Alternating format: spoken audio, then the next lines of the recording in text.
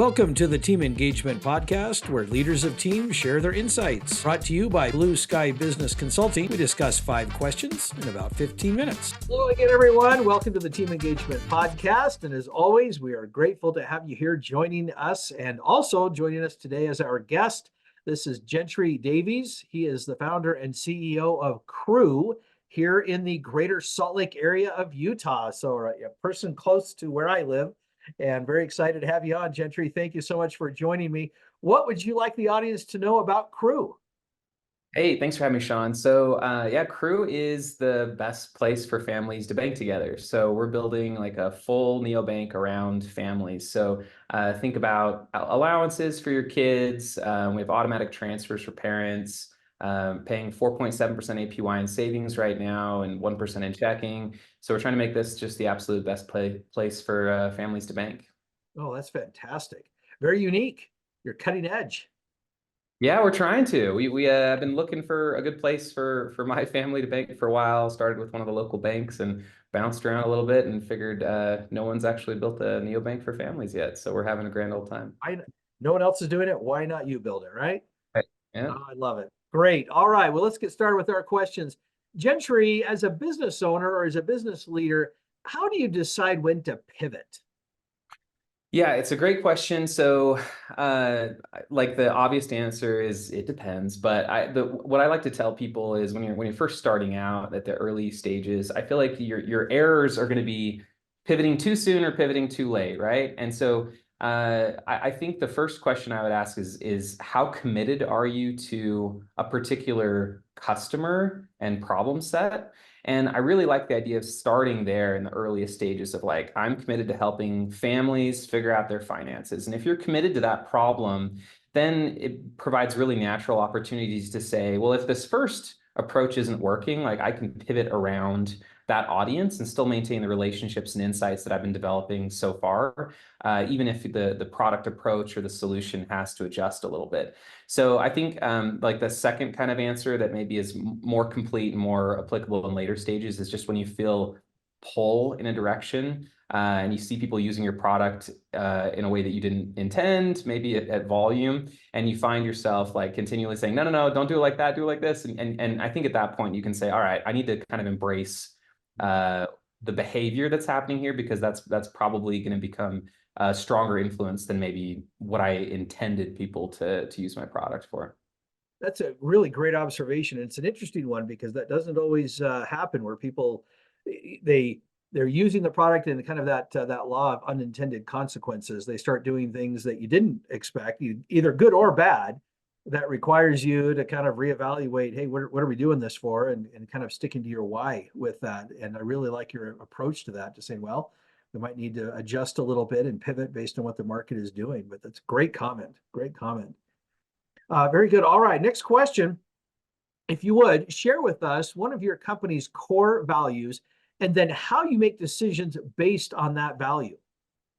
So I think like one of the main, we're really early. We have 8 full-time employees, but I'd say like one of our main values here is speed. So one of the greatest benefits we have as a small organization is that we can have a very clear, unified vision of what we're doing. When you get to be a really large company, that becomes 80% of your job, is maintaining a vision and kind of keeping people on the same page and rowing in the same direction. And as a startup, you have the benefit of, founder vision and kind of a singular insight that you can motivate everyone around.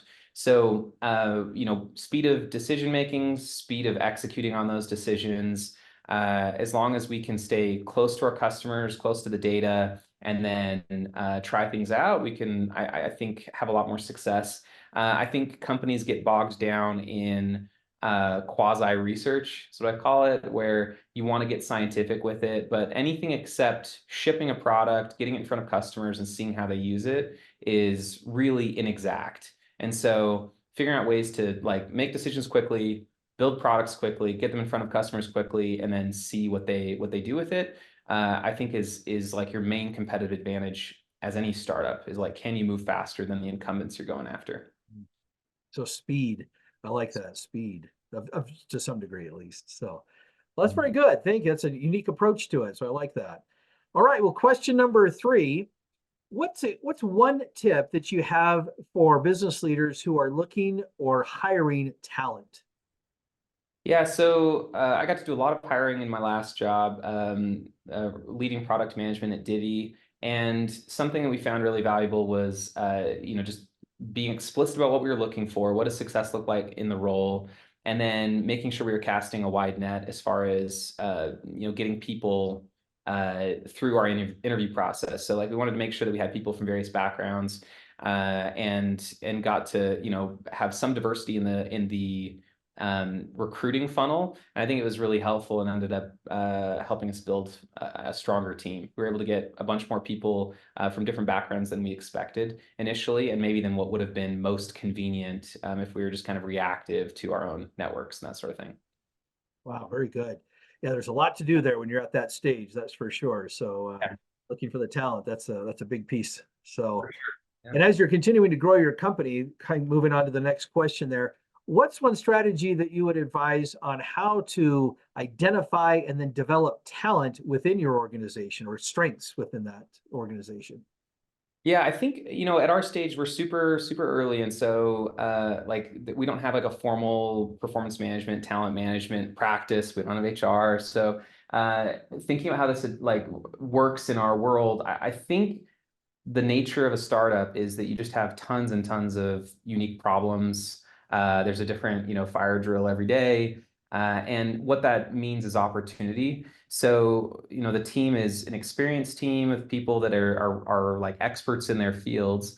And then being at a startup means you just get to flex in a bunch of new directions. And so a lot of this is going to be like interest and ability based, where it's like a new fire comes up and it's like, all right, someone's got to do this. Like I can do it unless someone wants to take a whack at it. And then, people raise their hand and get to throw themselves in on the deep end. And I think you naturally find like, oh my gosh, this person has this ability that this latent interest and ability that maybe we didn't know about when we hired them. And we can kind of lean into it and form people's roles more flexibly around their interests and capabilities.